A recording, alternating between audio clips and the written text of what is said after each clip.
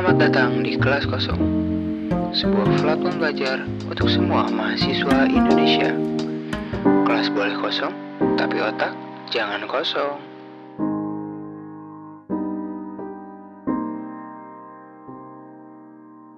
Halo semua, nama aku Revanda, dan di video ini aku mau menjelasin tentang jenis-jenis dari pengiriman argumen. Kalau di video sebelumnya kita udah bahas mengenai parameter dan atau bisa kita sebut sebagai argumen, dan di video ini kita membahas mengenai jenis-jenis pengiriman parameternya. Jadi dalam pengiriman parameter tuh kita bisa bagi menjadi beberapa jenis ya. Ada yang pass by value, kemudian nanti ada juga yang pass by reference dan pass by address. Nah, di video ini aku mau membahas mengenai pass by value terlebih dahulu. Oke, mungkin teman-teman udah familiar ya sama codingan ini, udah sering banget muncul di video-video sebelumnya. Tapi it's okay. Ini kita masih pakai sum to number, dimana ada dua buah parameter, integer first number dan second number, dan seterusnya. Ini sama persis kayak codingan-codingan sebelumnya. Nah, tapi kenapa aku membawa ini? Nah, karena di sini aku mau jelasin pass by value itu kayak gini. Jadi kita ngirim suatu nilai ke variabel itu berdasarkan value-nya. Nah, jadi ketika aku deklarasiin suatu variabel nih, kemudian di sini aku input variabelnya. Nah, kemudian aku kirim. Nah, yang dikirim ke variabel ini adalah si nilai dari inputannya itu. Misalkan ini nilainya 10, kemudian ini 20, ya berarti kan dikirimnya 10 dan 20. Nah, kemudian sama si fungsi sum to number ini dia diterima sebagai nilai 10 dan nilai 20 gitu. Nah, dan ketika dia pass by value, dia sebenarnya yang dikirim tuh ketika dia ngirim ya, dia ngirim kayak cloningannya gitu, kayak apa ya, duplikat dari value-nya gitu. Jadi kayak ini kan namanya juga kan variable lokal ya. Jadi dia kalau pass by value itu bakal nge-create satu variable lagi untuk nampung si nilainya yang dikirim ini gitu. Jadi istilahnya kayak duplikat variable lah, mungkin bisa dibilang begitu sih. Tolong koreksi kalau misalnya aku salah, tapi yang aku pahami seperti itu. Jadi kayak ada duplikatnya, dan cuman ini si variabel yang ada nilainya ini cuman dia berlaku di satu scope ini doang, di fungsi sum to number doang gitu. Di luar itu udah nggak berlaku. Nah, oleh karena itu kenapa disebut sebagai pass by value. Kayak mungkin kita coba ya. Di sini aku udah punya fungsinya, dan misalkan ini kan karena dia scope-nya lokal ya, dalam artian ketika dia pass by value dia nggak bakal mempengaruhi si variabel aslinya yang ngirim itu gitu. Nah, karena apa? Karena ini kan diduplikat nih, jadi ini udah variabel sendiri. Kalau misalkan si first number-nya aku ganti dengan 10 misal, berarti apapun hasilnya harusnya tidak mempengaruhi yang di fungsi mainnya gitu. Misalkan 30 harusnya kan kalau 30 kalau seandainya ini aku komen ya hasilnya 60 kan, tapi kalau ini hasilnya 40.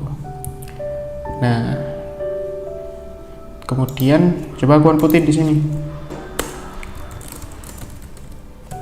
apakah dia berganti nilainya gitu kan.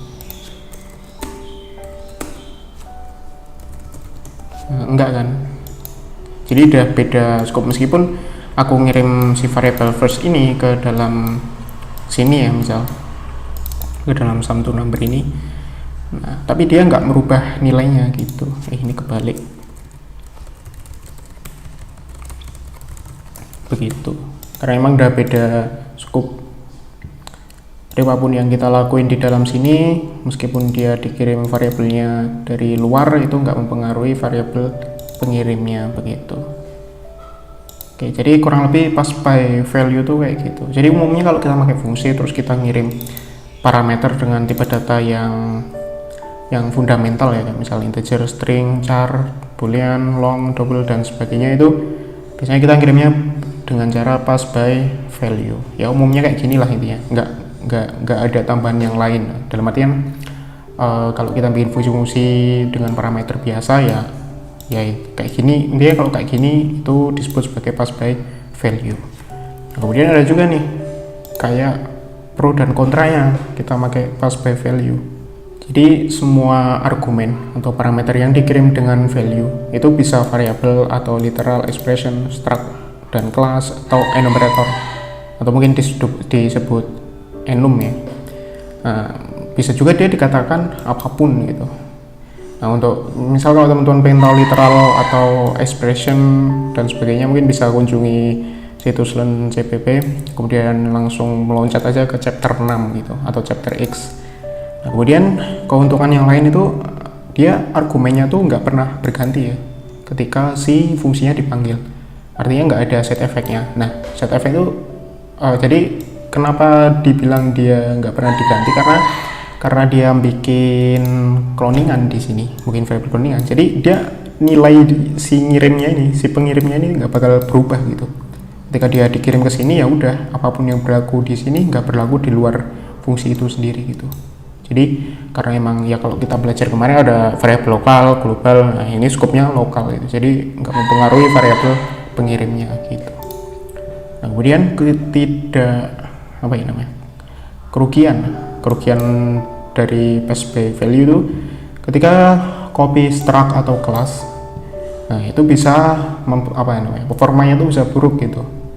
Apalagi kalau misal fungsi yang kita bikin tuh dipakai secara terus-terusan gitu, atau dalam jumlah yang banyak lah makainya. Nah, mungkin struct dan class mungkin nggak dibahas untuk saat ini ya, dalam artian, tapi ini untuk sekedar pengetahuan aja bahwa struct ataupun class kalau dia dikirim by value tuh bisa bikin performanya ngedrop gitu, anjlok. Nah, kemudian kapan kita perlu pakai pass by value gitu? Nah, kita bisa pakai pass by value ketika kita ngirim si fundamental data type atau enum gitu. Nah, fundamental data type itu kayak integer, string, char, kemudian long, double, dan sebagainya, yang tipe-tipe data yang fundamental. Oh ya, string nggak termasuk fundamental ya. String tuh kayak, aku tadi salah ngomong.